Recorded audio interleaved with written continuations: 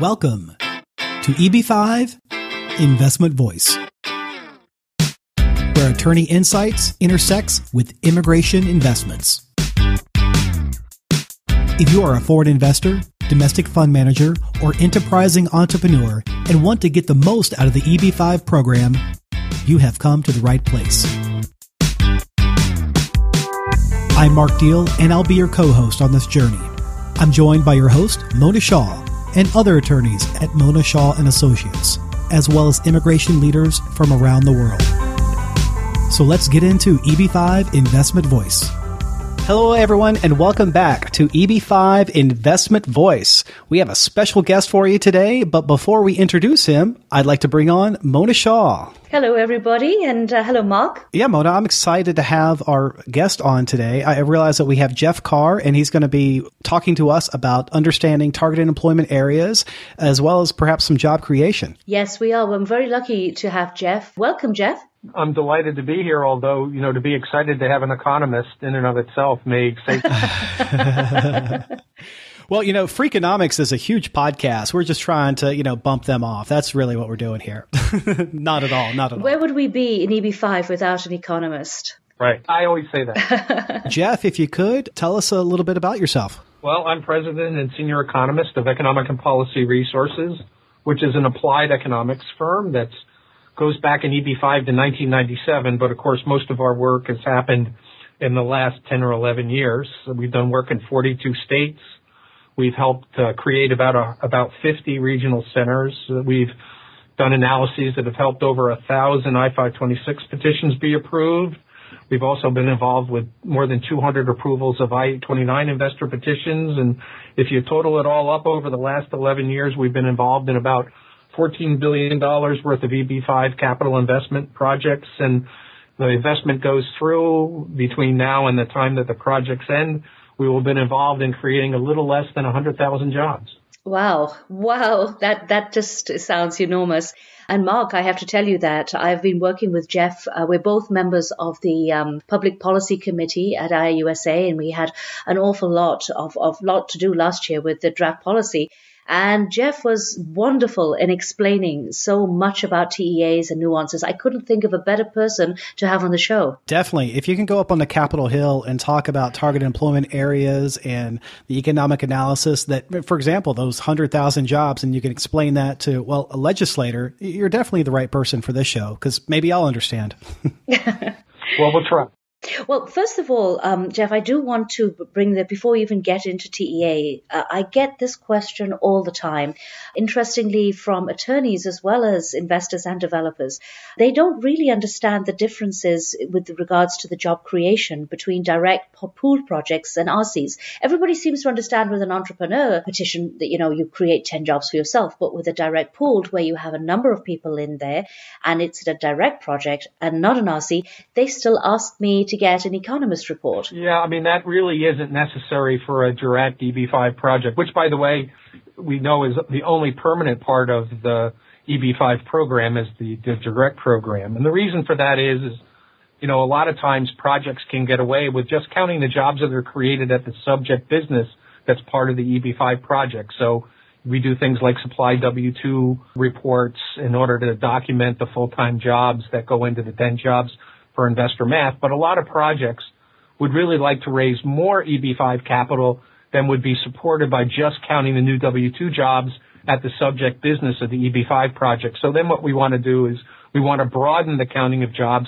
using reasonable economic and statistical methodologies to count those multiplier effect jobs that happen beyond the business that's the subject of the EB5 project and count the jobs that happen as a result of the suppliers, as a result of even the customers of these EB5 projects. And also what we like to do is we like to count the jobs in the supply chain so we can significantly broaden the number of jobs that can be brought into the 10 job per EB5 investor math, which allows projects to, quite frankly, just raise more money, which makes EB5 a bigger part of their capital stack and in many cases allows projects to go forward because they're able to have access to capital that perhaps they otherwise wouldn't be able to do through the traditional channels.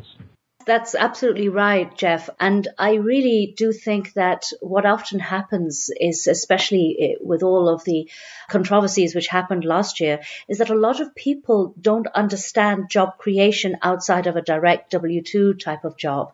So they don't really understand the ripple effect of a project. If you put a project somewhere, how many people are actually impacted by the input of money? It's amazing. And it's only an economic report really which will show all of this.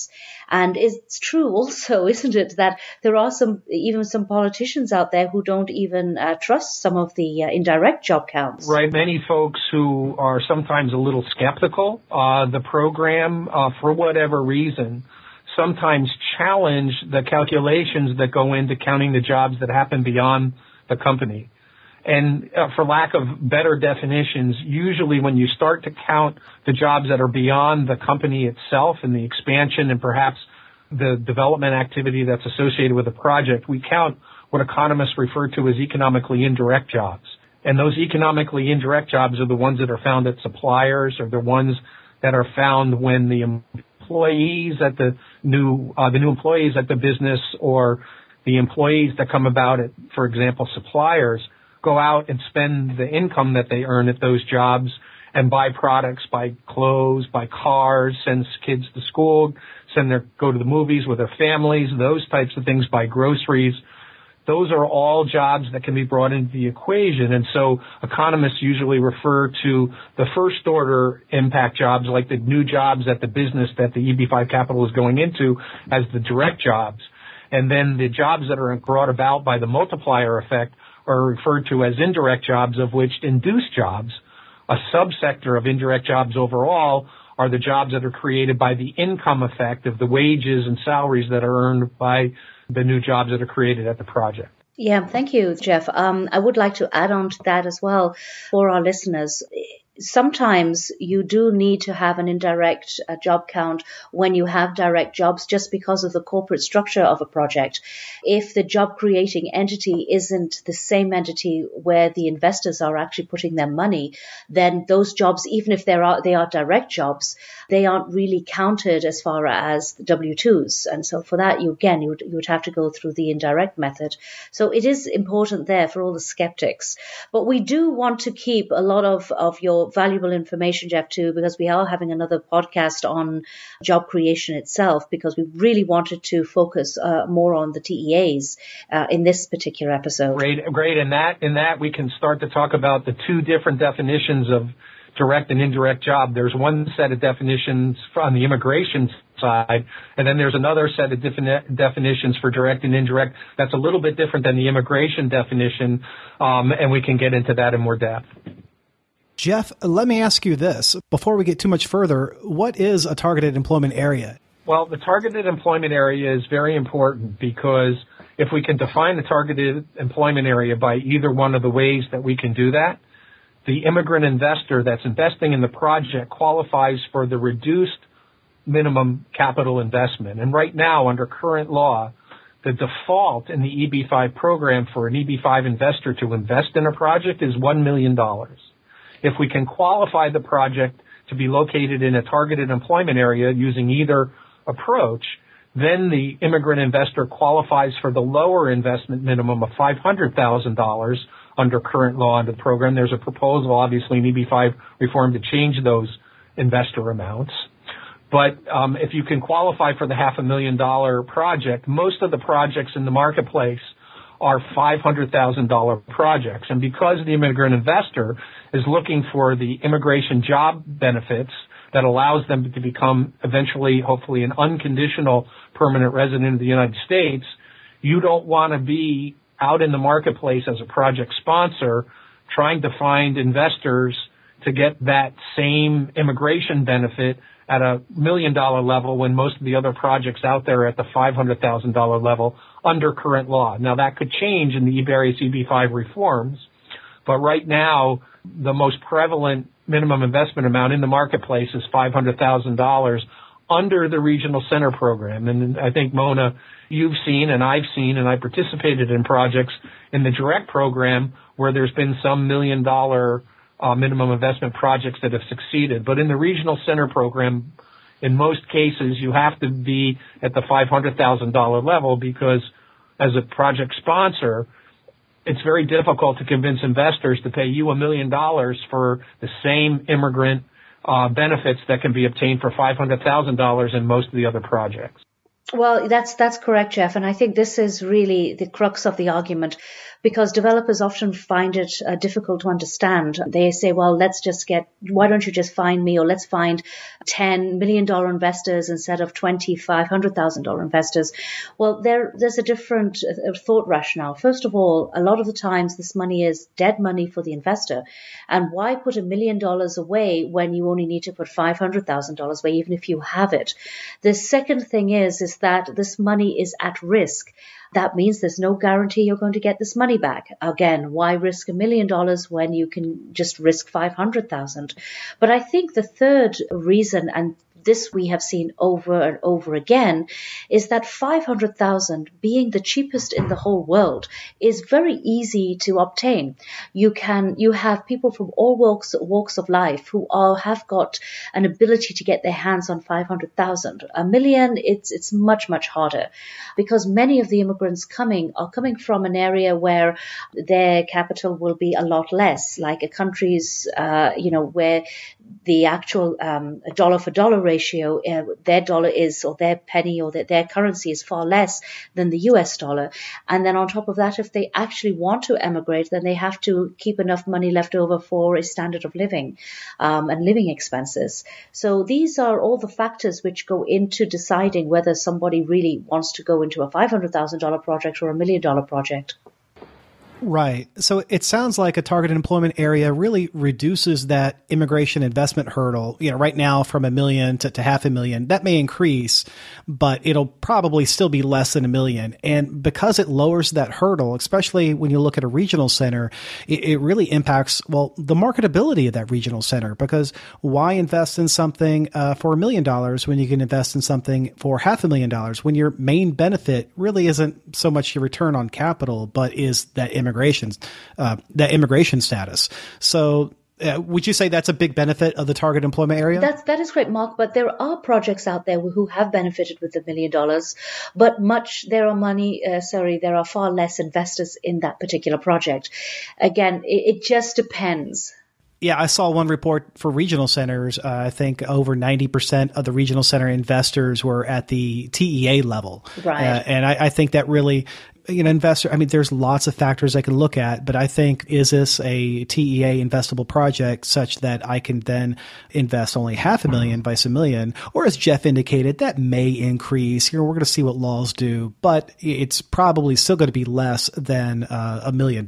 So, Jeff, is that the big benefit and why we should really care about what a targeted employment area is? Well, I think, the only way that projects, in my experience, and Mona may have the same or different experience, raise money from investors at the $1 million level is a really special project, or a project that wasn't terribly big, that didn't use traditional marketing networks, like they use a network of family and friends who are specifically interested not only in the immigration benefits, but also being a part of the business opportunity. Yes, correct. Yes. And that's a distinct minority of the roughly 7 or 8 dozen projects out there now. That's a distinct minority. Right. And to me, that's more of a direct sales than an overall broad marketing, because you have a direct sales channel, like you said, through family or friends, vice having a broader marketing strategy that's competitive among the landscape of regional centers. Okay. Well, Jeff, you mentioned that there are 2 different types of targeted employment areas. Could we dive in a little bit of what those types are? Sure. There's really only 2 ways you can qualify. You can qualify as a rural targeted area, or you can qualify if you're not in a rural area, and the rules are very explicit and very clear what a rural area is. If you're not in a rural area, you can only qualify for the $500,000 minimum investment as a targeted employment area if you're in a high unemployment rate targeted employment area. So when you talk about targeted employment areas in the U.S. cities and some of the other metro areas, you're talking about the high unemployment rate targeted employment area, where you can demonstrate that the unemployment rate in the most recent period that the state where you're located calculates it is at 150% of the U.S. average. In a rural area, you have to be outside of one of the U.S. Office of Management and Budget and the Office of the President metropolitan areas as they define them. There's about 385 to 400 of them out there right now. You can't be in any of those identified metro areas. So you have to be rural, and you can't have your project located in a municipality that has more than 20,000 residents as of the most recent census, which in this case is the April 1st, 2010 U.S. Census. So to be rural, and actually it's good to be rural because, you're rural for 10 years if you are in a rural area, or you're rural until the next census. So in this case, you're rural until at least 5 or 6 years. It takes them a little while after the date of the census to get the results out. You stay rural, and if you're in a municipality that's outside of a metro area as defined by the U.S. Office of Management and Budget, and you have a population of less than 20,000 in the city, town, or village that you're located in, you have targeted unemployment status until the results of the next census come out, or perhaps the U.S. Office of Management and Budget changes the definition of the metro areas and they maybe snag your county that your project is in. But that doesn't happen very often either. It only happens 2 or 3 times over the course of a 10-year period. So to be rural is to be very stable and to have lots of certainty in your targeted employment area. Well, Jeff, I know the answer to this. A lot of people are still very confused because you've given the absolute correct definition. However, what happens then when an urban city like Los Angeles, New York City, Miami can create TEAs? The big thing for people to understand is that the unemployment rate calculation follows people who hold jobs, and it goes to where they live. A lot of people get confused about Los Angeles or New York. How can Lower Manhattan, with all the big Goldman Sachs, Merrill Lynch's, where all those high-paying jobs are located, how can they be areas of high unemployment? Well, the fact of the matter is we have to trace job holders back to the place where they live. A lot of the people who work for Goldman Sachs, for example, don't live in New York. They live in Westchester County, New York, or they live up in Connecticut. But the people who live in the area where those businesses are located, it's not jobs by place of work, it's job holders by place of residence. They can have pockets of very high unemployment, even amongst all those businesses with all those high-paying thousands of jobs like they have around the Wall Street area. And one of the ways that we can do that is we can follow the commuting patterns or the journey to work data that's published by the U.S. Census. And a lot of times we find, particularly for building, for example, a skyscraper in Lower Manhattan, that we can construct an area that captures the places where the people who hold the jobs that are in the construction trades, for example, which are relatively good-paying jobs, where they come from. And a lot of times they come over from the Bronx. A lot of times they come from the northern part of the Manhattan borough. A lot of times they come in from other places in upstate New York because it's worth commuting to those places of work for the level of pay that they get. And we find lots of times that because the TEA in these metropolitan areas are based on where the workers live, not on the basis of the location of their jobs, we find that people come long ways to get these good-paying jobs. And we find that we can put together counties or sub-municipal areas like census tracts together, where when we blend them all together, we get an unemployment rate that qualifies. Now, that's the way that it happens. Now, not everybody agrees with that.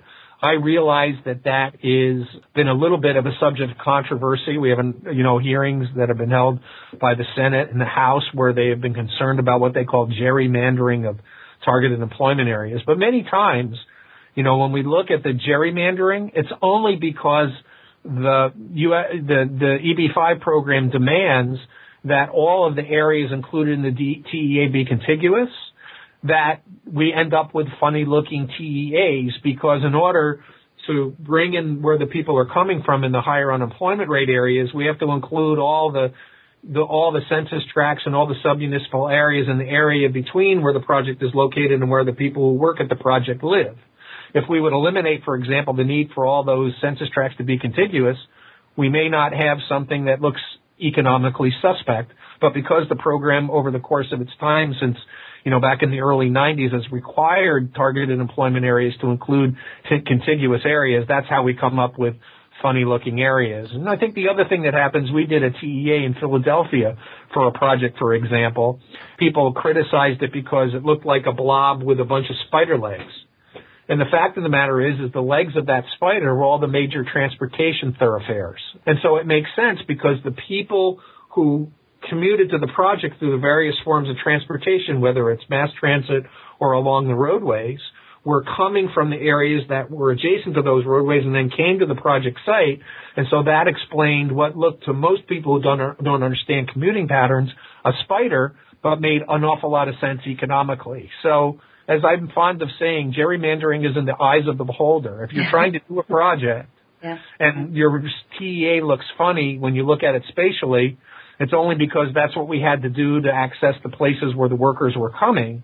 And to people who are critical of it because they may not want to see projects happening in metro areas, will look at it and say, well, that doesn't make any sense. But if all the TEAs, by and large, are not put together in a way which are designed to exploit the program, but a lot of projects do what they do in order to be able to gain access to the capital, because without it, a lot of the projects wouldn't go forward at all, and many projects certainly wouldn't go forward on the accelerated timeline that the access to the EB5 capital provides. And so a lot of the TEA question is, what's your position? What is your dog in the EB5 program fight?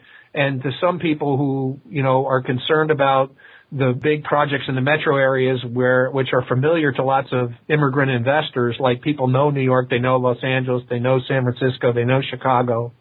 They don't know Jay, Vermont. They don't know East Podunk, Iowa.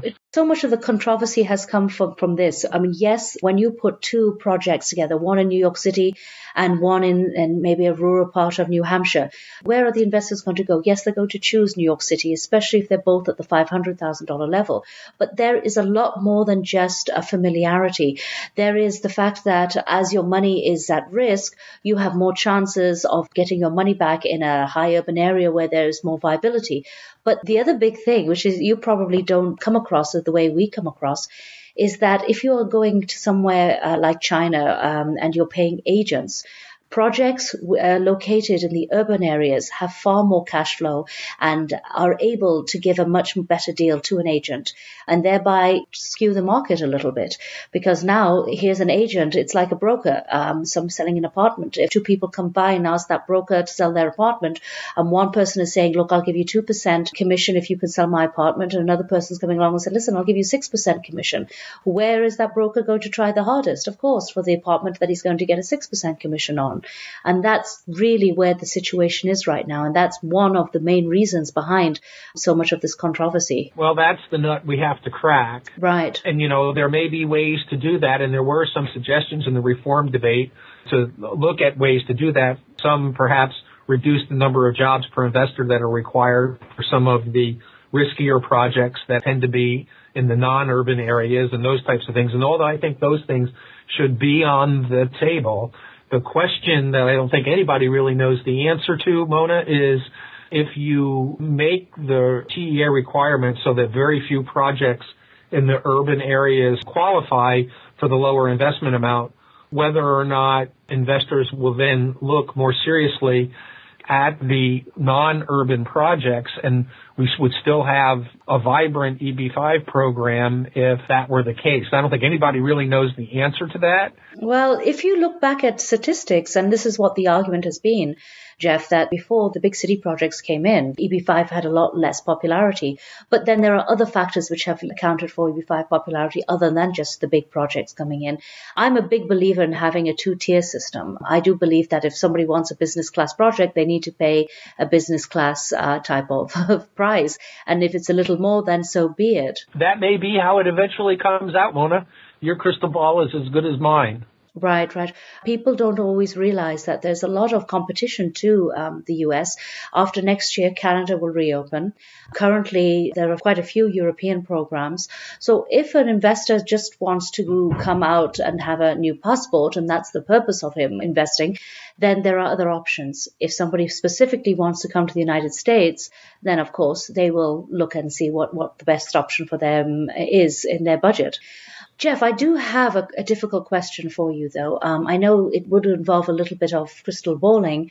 If the minimum amount, which is presently 500,000, should be increased to 800,000 or even $1 million, as you as economist, would you see less direct jobs? But as there's money left over because there's more investment put in, would there be more economic productivity? What are your thoughts on that? Ooh, great question. The interesting thing about that is it's a lot easier to create 10 jobs with $800,000 or $1 million than it is at 500,000. That's one of the things that's happened over the course of time. And without the program ability to use both the EB5 investment capital and the other sources of capital in the project to calculate the jobs and apply that to the EB5 capital, a lot of projects would have had a much more difficult time if we could only use the EB5 capital itself in the job creation. So at 800,000, it's ostensibly a $300,000 increase above the $500,000 level for the minimum investment amount. It's going to result in a lot more jobs per investor than was the case at the 500,000 level. And then I guess the other amount that was thrown around in last year's EB5 reform debate for the default amount was 1.2 million. So actually they were going to reduce the spread from 500,000 to 400,000 between the default investment amount, the higher amount, and the TEA qualifying amount. The thought being there that 1.2 million, you can create a whole heck of a lot more jobs than 500,000, more than double. That would come from the investment amount per investor. So what you would do is you would have not necessarily more capital and overall invested in the project, but you might be able to have a higher percentage of EB5 capital than currently the market is allowing, and it would be a lot easier in terms of the number of jobs invested created per investor for the higher investment amounts to reach the 10 jobs per investor marker that's put out there under the EB5 program. So increasing the minimum investment amount will make it easier to come up with 10 jobs per investor, not necessarily increase the amount of activity for each project, but you might be able to increase the percentage of EB5 capital at the higher minimum investment amounts as a part of the total capital stack than had been the case in previous projects. Yeah, and of course you would actually have a lot less investors, or not a lot less, but quite a few less investors. A significantly fewer amount of investors, which means there'll be the ability to cover each investor probably with more jobs. Right. So I do see the advantages all over for increasing the minimum amount, which incidentally, Mark, I don't know if you know that that minimum amount was put there by Congress in 1990. So it's well overdue. And it currently has a buying power of 277,000. So it really is due for an uplift and a raise.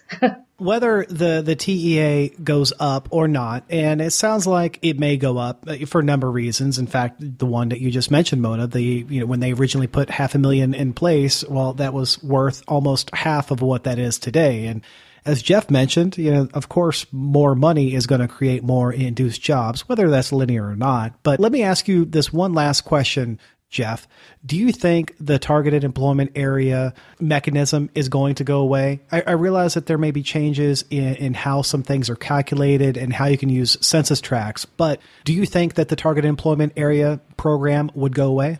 Well, that's a really good question. I don't think targeted employment areas are going to go away, but I think what the drift is in the reform legislation is that it's going to make targeted employment areas be a much more special designation. I think with the reform legislation, if my crystal ball is right, is going to make TEA's projects a much more exclusive club than they've been recently. In the recent experience with the EB5 program, targeted employment area projects have been the norm. They've been more than 90% of the total. All of the EB5 reform legislation versions that have been discussed will restrict the ability of projects, particularly in the metro areas, to achieve targeted employment status.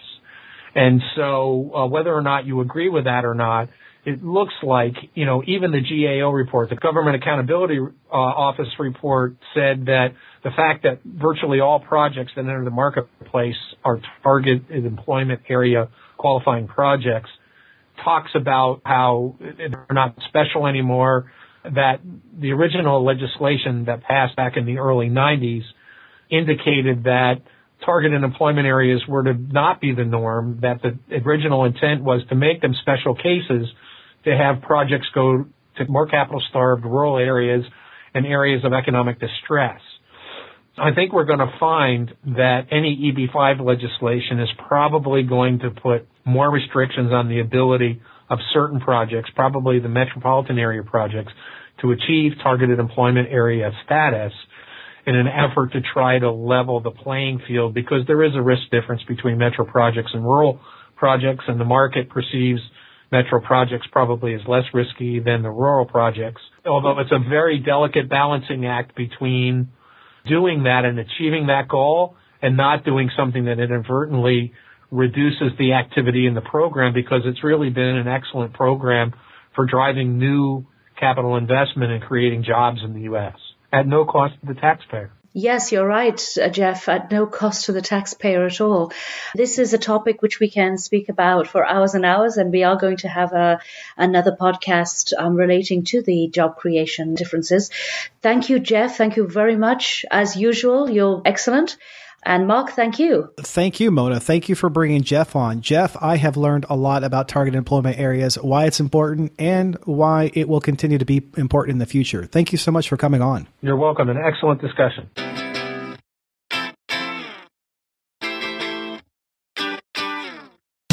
Thank you for being with us today on EB5 Investment Voice. The topics presented in this podcast is informational in nature and is not to be taken as specific legal advice. If you have questions on the topics presented in this episode or other investment immigration needs, please contact Mona Shaw and Associates.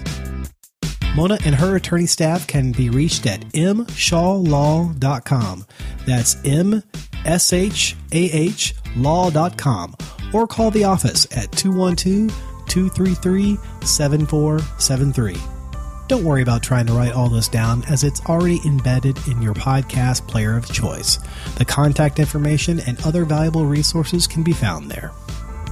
I'd again like to thank Jeff Carr from EPR Economics for coming on and really discussing with us what targeted employment areas are and why they're important. Again, TEAs essentially lower the investment hurdle for EB5 petitioners to invest in a project. There's a couple different ways you can get a TEA, such as a rural area, as well as the unemployment hurdle, and some of the intricacies with combining those census tracts with high unemployment areas.